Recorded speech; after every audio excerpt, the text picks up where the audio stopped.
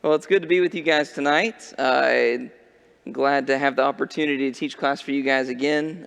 Joe let me know this week that he was going to be out of town, and so he asked me if I'd like to come and just teach another one of the classes, another one of the questions of Jesus. So I told him I'd be glad to do that, and I'd be excited. Whether or not you're excited or not, that remains to be seen. But I am glad to be here to teach you tonight. We're going to be studying in John 18. John 18, so go ahead and turn there. And that's where we're going to begin our study tonight. So go ahead and get there in your Bible. And before we actually read and dive into our study, let's go ahead and pray. Dear Lord our God, we thank you so much for this opportunity to be together to study your word. It is a blessing that we so often take for granted, the fact that we have your words from your Spirit preserved for us.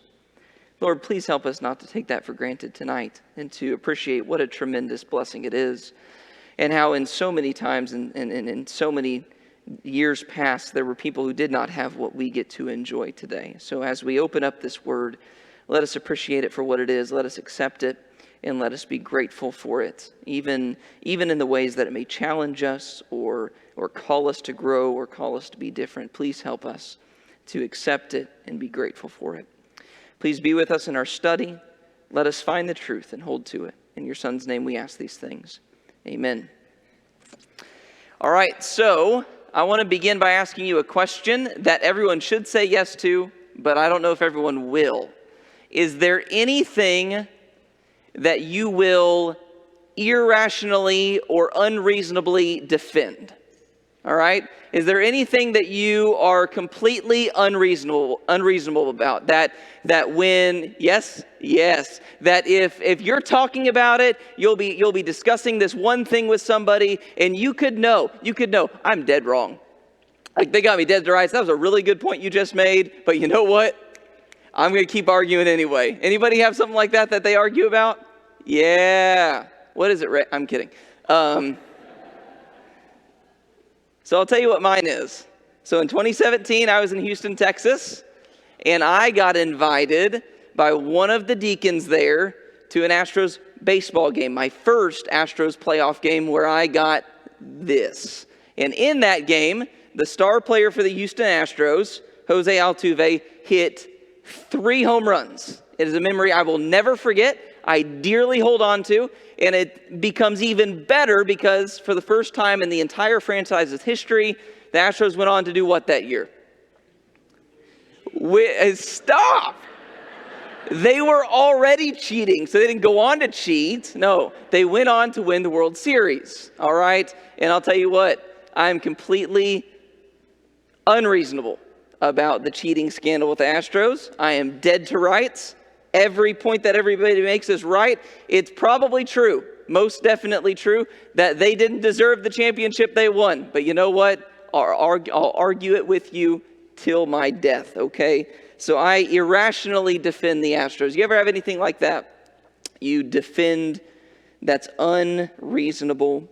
You know, that's a funny quirk about mankind, is that sometimes we can be staring the truth dead in the face, and yet we still refuse to accept it. And yet we still find ways to push it away or cover our ears or suppress it, push it down, cover it up, and get it out of our sight. Even when the truth is right in front of us, we still sometimes defend ourselves and defend our position.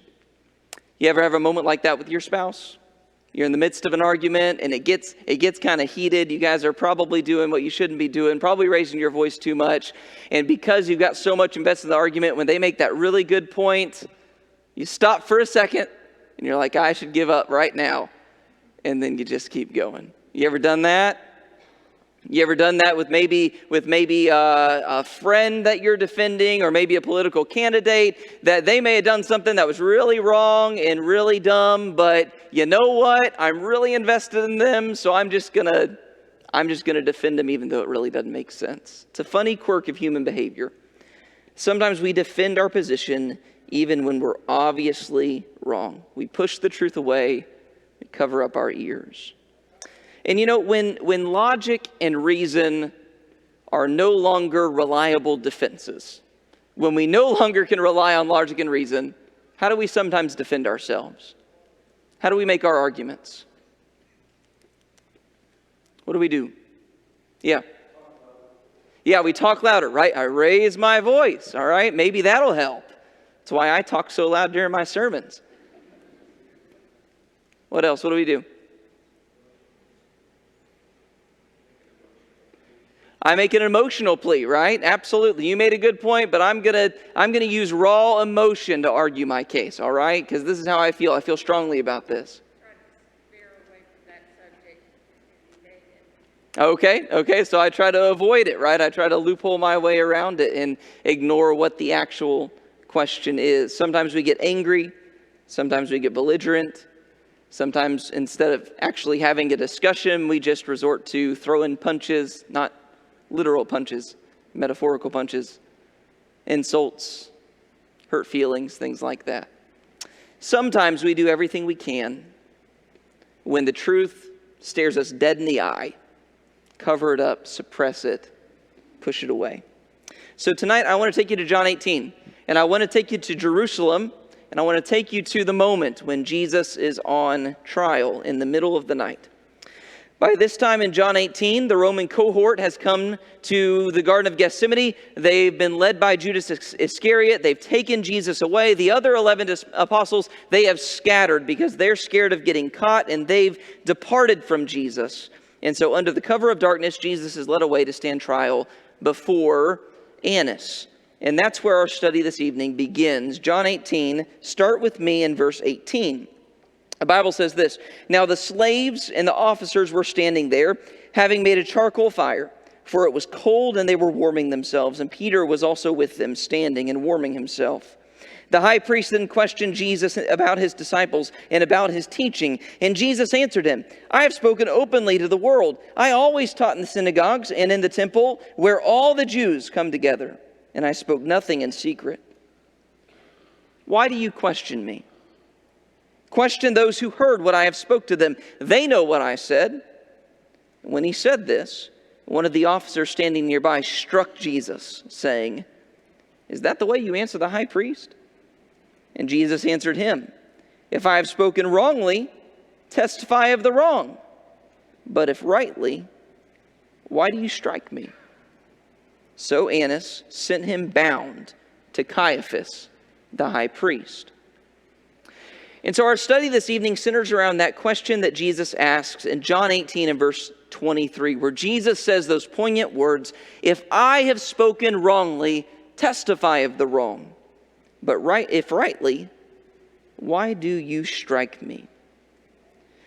Just as a brief refresher, we said at the beginning of our Questions of Jesus class that Jesus doesn't ask questions because he's looking to gain information, right? He already has all the information. Jesus asks questions to get people to look at themselves, to get them to look in the mirror and see themselves clearly. He asks questions to start conversations between a man and his soul. And so this question, why do you strike me? It goes straight to the heart of that officer standing nearby who struck him. It goes straight to the heart of all of those who are involved in this sham of a trial.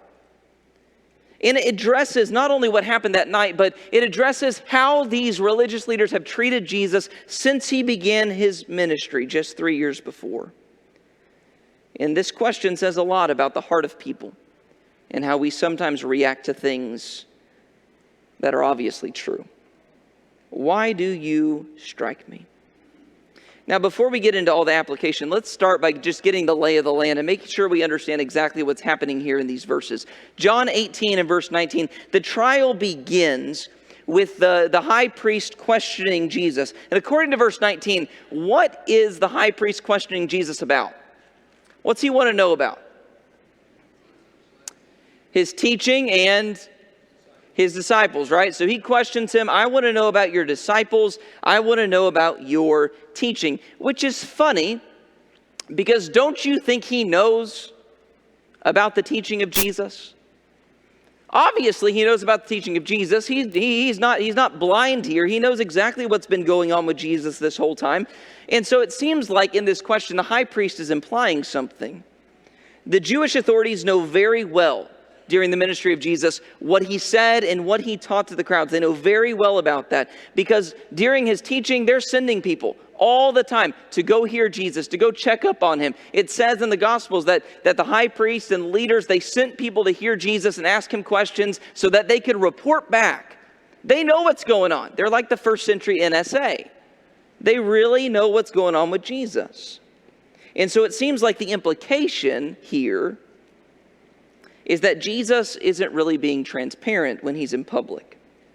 The idea, I think, that he's getting at is that Jesus is teaching one thing in public, but privately, maybe his message is a little more worrisome, a little more radical, right? The public gets one message, but the inner circle, that's where Jesus really does that radical teaching that we'd be really upset about. And so the high priest wants to know two things. First of all, who are your disciples? And number two, what exactly have you been saying to them? Now, according to verse 20, how does Jesus answer those questions? What's he say? Yeah, absolutely. He says, I'm not hiding anything. I've been completely transparent with you guys. So I want you to notice a couple of things, three things that I think you can find in this message. First of all, I want you to notice that he doesn't say anything about his disciples, which is kind of cool, right? It's kind of cool. He doesn't say anything about his disciples. We read back earlier in John 18 that when the cohort comes to arrest Jesus in the garden, he asks them who they're looking for. They say Jesus of Nazareth. And then he says, well, then let these go their way, right? You came for me. Don't grab my apostles and imprison them. Let them go. And he did that on purpose because he didn't want to lose any of his people except for the son of perdition, as it was promised would happen. And so Jesus here, you see a little bit, he's protecting his guys. And I think that's really neat. He is determined that he's not going to lose any of them except Judas. Which is interesting because where's Peter? He's in the courtyard. He's right there. And Jesus could have easily been like, you know what, Peter, you betrayed me. All right. Hey, there's one of them. He could have done that. He's not going to do that to Peter. He's not going to do that to Peter because he's determined to keep his people.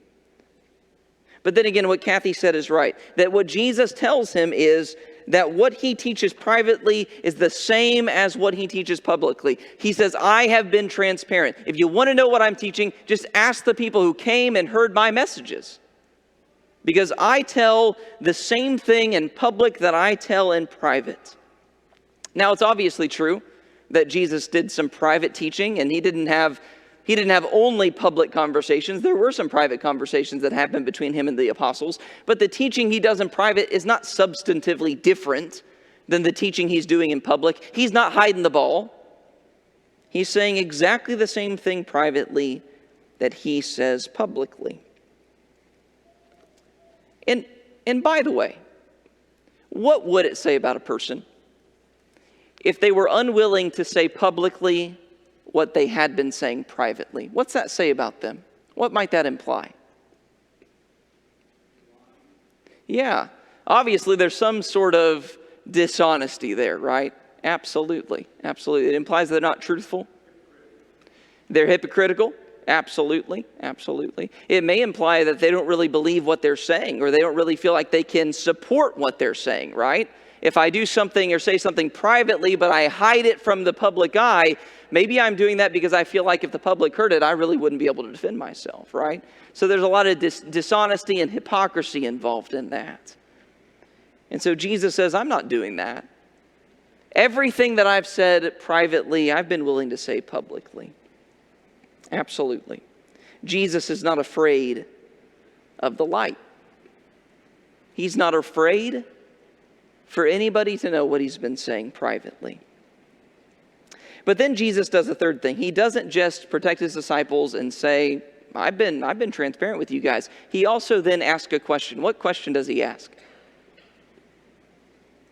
Verse 21. Why do you question me? Why do you question me? So, there you go. Actually, in this class, there are two questions of Jesus. You see that? So you're welcome. You got 2 knocked out. How about that? I want you to notice about this question. When Jesus says, why do you question me? I want you to appreciate that this question would have stung.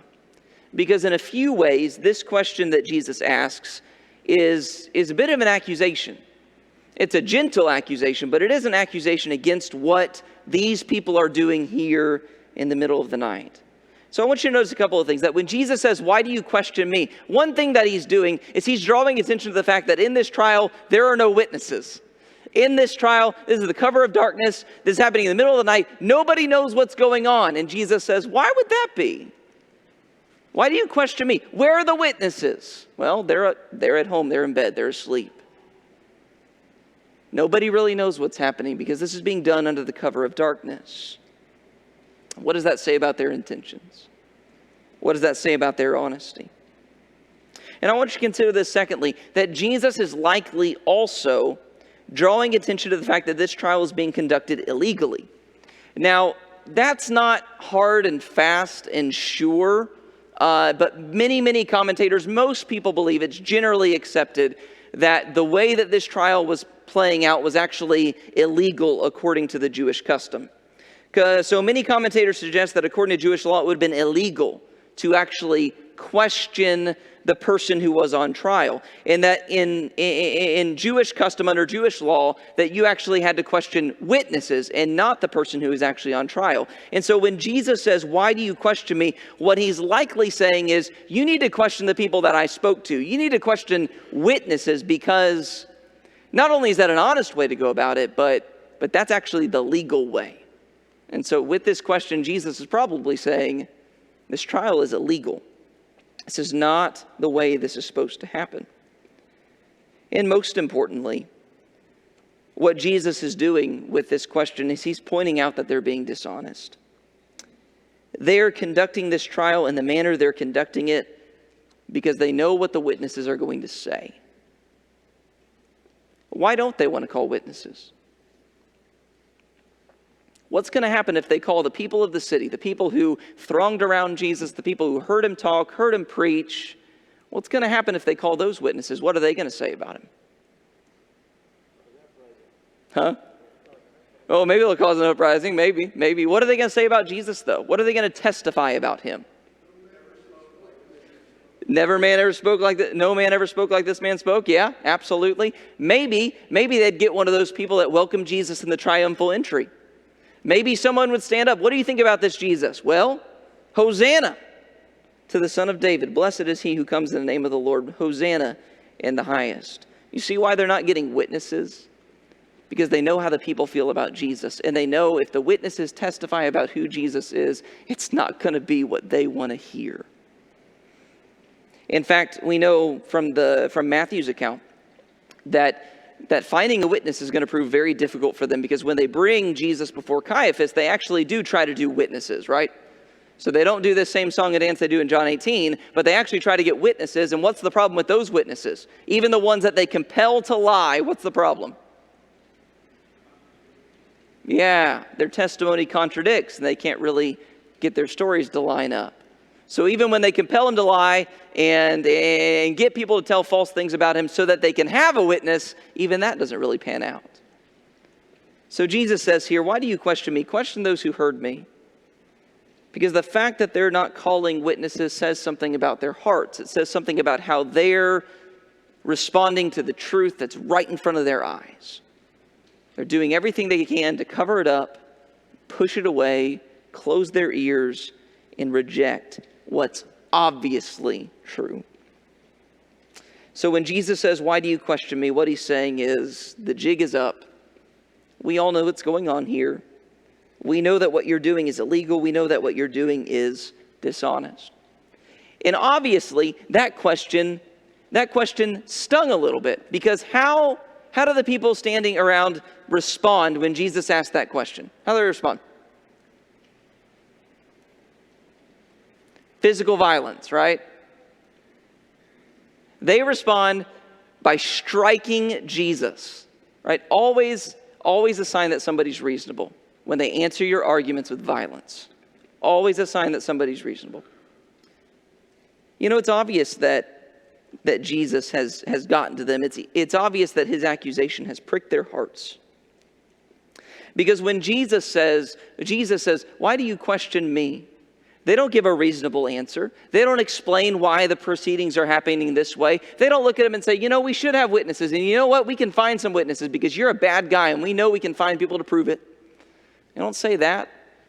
They don't look at Jesus and say, well, let's have a discussion, right? Let's have a discussion about all these miracles that you're producing. Let's have a discussion about what this means, because they're not interested in the discussion. They're not really interested in what's true. And when Jesus asks this question, he pricks their hearts, and he holds up the mirror, and he shows them to themselves that they're the kind of people that are not accepting what's obviously true. They're doing everything they can to ignore it, push it away. And so that's his point when he asked the question with which we began our class. If I have spoken wrongly, testify of the wrong. But if rightly, why do you strike me? Jesus hadn't said anything rude or inappropriate or wrong, but they strike him nonetheless. Jesus even gives them a chance to explain what he said wrong. If I said something wrong, why not defend yourself? If I'm wrong about this, then explain it. Defend yourself. Help me understand. Why not answer my question? Why not communicate with me? Why not discuss the ideas that I'm throwing out here on the table? No, they're not going to do that. They're just going to hit him. And that's what we do when we have a clean conscience about having a discussion, having a debate. When we have a clean conscience, if we're really honest, that's what we do. We communicate. We have a discussion. We exchange ideas. Some people do it more loudly than others. Some people are better at that than others. Some people talk faster than others. Yeah, but that's what we do. When we are honest and we are really trying to get to the truth, we exchange ideas. We talk about it. And so this officer standing nearby, he strikes Jesus not because Jesus said anything wrong, but because Jesus said everything right. And he wasn't interested in what the truth really was. Now, we all like to think that we're reasonable people, but you all admit it. At least you did, right? Yeah, there we go. And Ray and me. How about that? We all admit that sometimes we're unreasonable. And sometimes we aren't willing to be honest when the truth is staring us dead in the face. We all know what it feels like to be that officer that was standing by Jesus, who understood, probably, that what's going on with this trial is highly irregular and possibly illegal and definitely dishonest. And he doesn't want to hear somebody accuse him of that. And so when he realizes that he's done something wrong and his heart is pricked by that, instead of responding to the truth, he strikes out in anger. We know that feeling. We've been guilty of that ourselves. And we understand that when we hear truthful things that we don't like, it very often stirs up anger within us. It very often makes us want to cover it up, cover our ears, push it away. That's something interesting, that when you think about it, when you think about our response to truth, our response to accusations or criticism,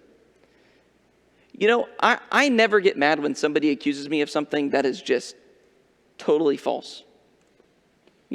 I really don't. I guess I understand at some point if somebody's saying something false about you, and they're posting it on Facebook, and they went to, city council and told everybody about it, and they told everybody at the church about it, and they're slandering you, and they're taking out billboards, and they're putting it up. At that point, yeah, it probably makes you mad, okay? But really, on the surface level, when somebody accuses you of something that's totally off base, it doesn't make me mad. It makes me want to laugh. If you came up to me today and said, Jonathan, you know what? You're a terrible drunk. I would laugh. I would laugh because that is the furthest thing from the truth. Brothers and sisters, I have lots of flaws. I have lots of problems, lots of sins that I need to work on, lots of things I need to get better at. I have never had a problem with alcohol. It has never been a temptation for me. It's never been something I've struggled with. So if someone comes up and says, Jonathan, you're just a drunk, that's funny. It doesn't make me mad. But if someone comes up to me and says, Jonathan, you're not very conscientious. You don't really think about others very much, what their thoughts and feelings are. Sometimes you come off as rude.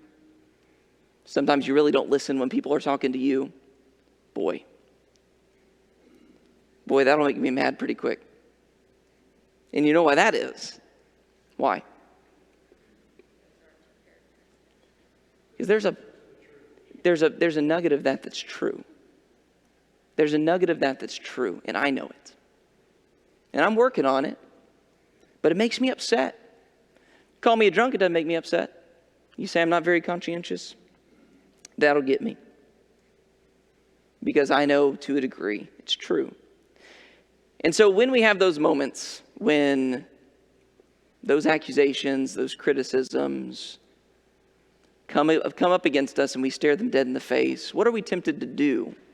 Well, we're tempted to do exactly what that officer standing nearby did. We don't accept it. We don't say, thank you so much for hurting my feelings. We want to strike out in anger. We want to take that truth, ignore it, push it away, and stubbornly dig in our heels. And so in this story of Jesus, we learn something very important about mankind. That it's not really falsehood that makes us angry. Oftentimes, it's the truth. And in that moment, when truth pricks our heart, we face a very real temptation to suppress the truth, to push it down, to cover our ears, to ignore it. And sometimes that's exactly what we do. And we see stories of that all over the Bible, don't we? Right? We see stories of people who have the truth presented to them, staring them right in the face, and rather than just accepting it, they do whatever they can to ignore it and push it away. You got a Bible story where somebody is staring the truth right in the face and they push it away. Who's got one? Okay, the rich young ruler, right? Okay, he picks his worldly treasures instead of picking Jesus. Very good. What else? Yeah. Peter being accused. Okay, yeah, absolutely, because of the fear of the consequences of being associated with Jesus. Yeah, what else? What else? Bible story where someone pushed the truth away. Yes, sir. King Agrippa, right?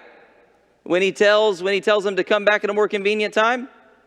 Absolutely. Pushing that truth away. I don't want to deal with this right now. Maybe I'll deal with it later. You're missing the one that I've been hinting at the whole time. Pharaoh? Okay, yeah. I got all these plagues coming and I'm just going to ignore it. What about Stephen, right? Stephen stands up, he preaches that sermon, that wonderful sermon, and then he says, you guys are all stiff-necked and uncircumcised. And what does the text literally say? When they heard that, they gnashed their teeth at him. They covered their ears, literally. They rushed at him with one impulse. They drove him out of the city. They stoned him to death. Stories like that all over the Bible. You have the example in Amos chapter 7 where the king tells Amos, hey, I know you've been prophesying, but why don't you go prophesy over there? Get out of here because we don't want to hear what God has to say to us. You have the story of John the Baptist when he talks to Herod and Herodias about their unlawful marriage. What happens to John? Absolutely. Not going to listen to the truth, not going to respond to it. We'll just kill John the Baptist. Yeah, the story in one of my favorite stories, Jeremiah 36. Ellison calls this the story of the cold king, because it's the king of Jerusalem, and the prophet Jeremiah has written the prophecy about the judgment that's going to come against the city because of all of their sin. And when the officials bring that document to the king, he's sitting in his palace in the winter, and the fire's blazing before him, and he takes his pen and he cuts line by line of that prophecy and throws it into the fire. Use it as kindling. Truth is staring him right in the face. He throws it away. Lots of examples of that in the Bible. And that means that we need to be careful of it as well, because it's a common quirk. It's a common theme that we find in humanity. You know, we like to tell ourselves that pretty much everybody is honest. And pretty much everybody, when they see the truth, when they hear the truth, when they see something that's reasonable and rational, that they'll accept it and that they'll listen to it. But the Bible teaches us something very different, that most people are not very honest with the truth when it stares them dead in the face. And that's the thing that Christians have to do that's different. We are the ones who see the truth, and we accept it, and we change because of it, no matter what it requires of us, no matter how hard it may be, no matter how much it hurts our feelings. We are the kind of people who listen and accept it and change because of it. But at the same time, sometimes that's hard to see, isn't it? Now, have you ever had one of those moments where you think you're being completely reasonable, but somebody who loves you is like, yeah, you're totally out of your mind right now? Have you had a moment like that? You gonna nod again? Yeah. Yes. Okay. Nobody's nodding. No one's willing to admit this. Okay. A few more hands. We're talking about covering our ears, guys. Okay. Need more hands. So sometimes we don't see ourselves clearly. Sometimes it's hard for us to see when we're pushing the truth away and when we're not really accepting what's obvious. And so I do want to look at the behavior of these people here with the trial of Jesus. And I want to point out some things that might be signs that we can see in our own lives, that maybe we're not really accepting the truth that's right in front of our face. And so let me say first of all that you might be suppressing the truth, you might be covering your ears if your first response to what somebody says is anger, right? You might be covering up the truth if your first response to what somebody says is anger. Now, why might that be a sign of suppressing the truth? We've already kind of talked about it. Why is that a sign?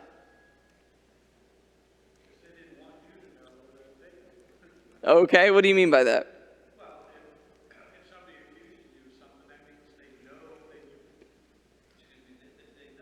know you have a problem, and you're not recognizing it. Yeah, absolutely. Yeah, so it can definitely hurt because people are pointing out things that I want to keep hidden or that I think are hidden, right? And so I can get angry about that. But we talked about this earlier as well, that sometimes I respond in anger because if I really did have a good response to it when somebody made an accusation against me or said something about what I'm doing, if I really did have a good answer, if I really felt strongly about it, what would I do? Rather than get angry, what would I do? I'd defend myself. We'd have a simple discussion about it, right? I'd give you my ideas. I'd tell you exactly why I did what I did or why what you think is wrong really isn't wrong. We'd just discuss it. And so if the first thing I do when somebody accuses me of something is respond in anger, then maybe that's a sign.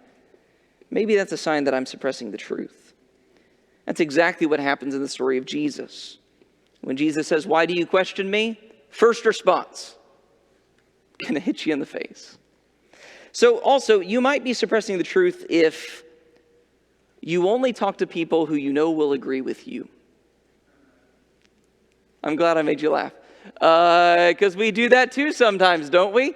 Right? We have this thing that's going on, we have this opinion, and the only people that I'm really willing to talk to about it are the people who agree with me. Now there's a word for that in our common language. I really like it. It's a phrase, 2 words, echo chamber, right? We love to create our echo chambers where the only opinions, the only advice that I allow into my life is the stuff that I agree with. We create an echo chamber. And that's exactly what these religious leaders are doing, aren't they? That's why they're having a trial at midnight. That's why there are no witnesses. That's why they're doing this when everyone's in bed.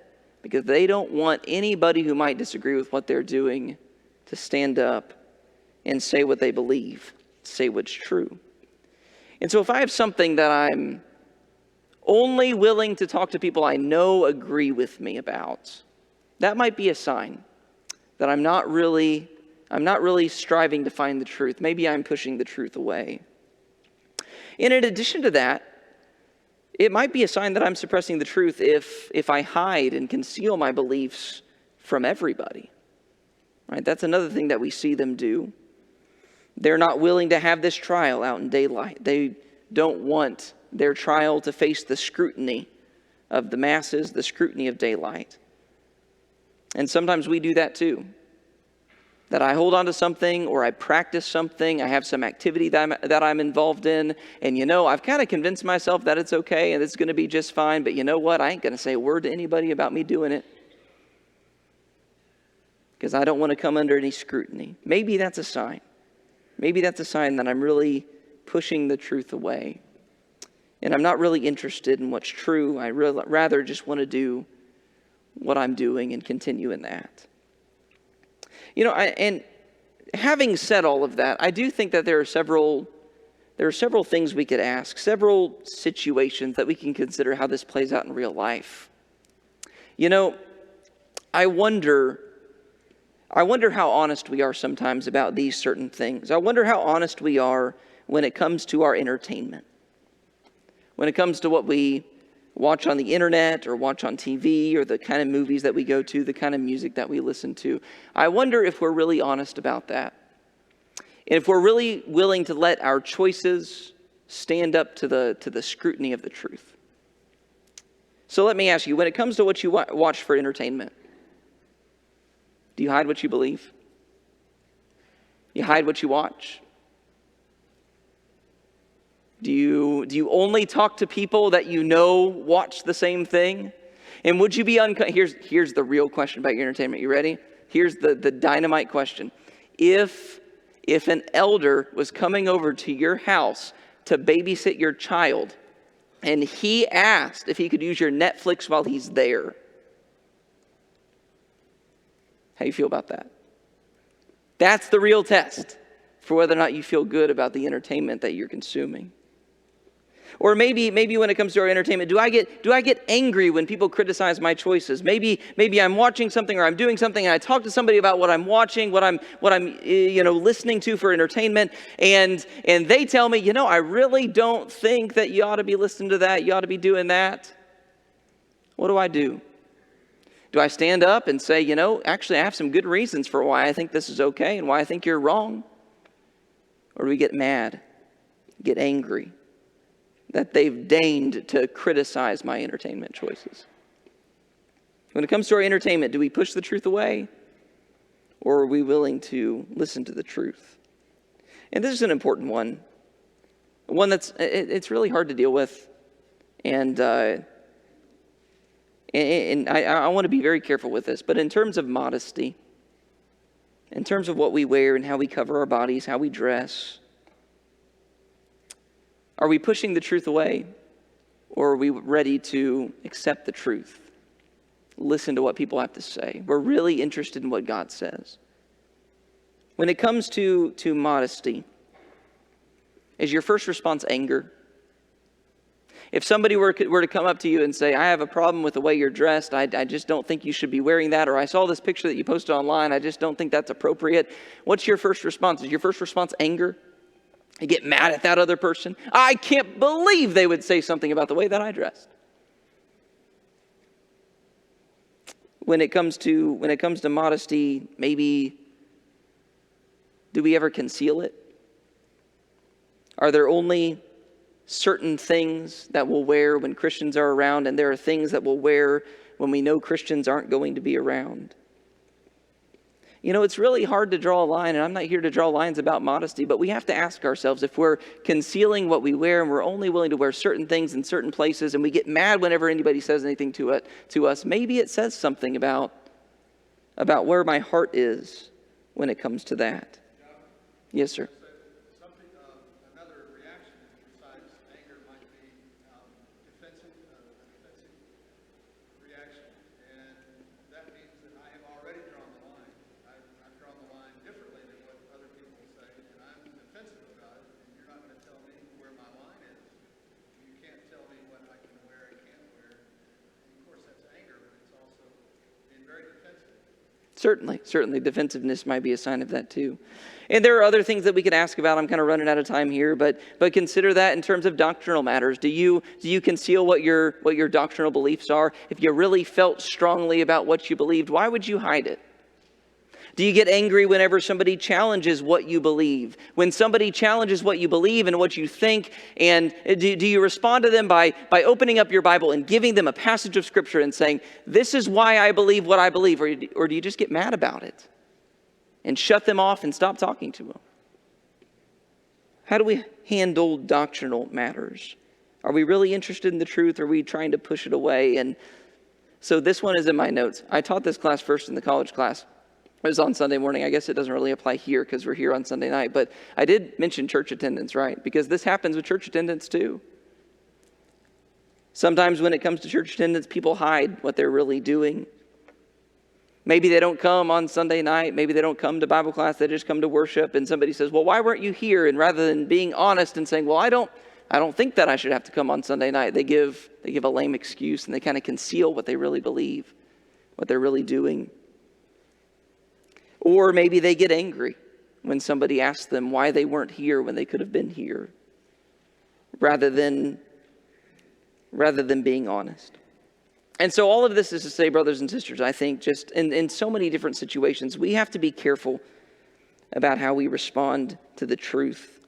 And I'm obviously not saying that you need to accept everything that you hear. You don't need to just whenever anybody says anything, just say, oh, I'm going to believe that now because I want to have an open and honest heart and I don't want to be pushing the truth away. I'm not saying that. I'm just saying that we must be careful, that we are not rejecting things simply because they're uncomfortable or inconvenient, simply because they prick our hearts.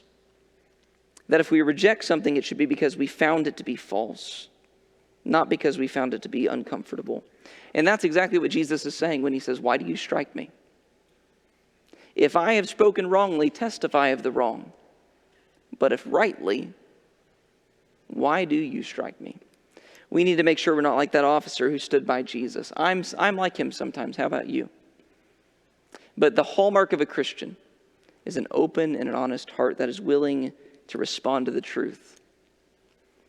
Those who don't cover their ears, those who don't push it away because it's uncomfortable, those who respond it and accept it even if it's challenging, no matter how radical the change it requires. That's the kind of people we need to be. All right. That's all I've got. So you guys are dismissed.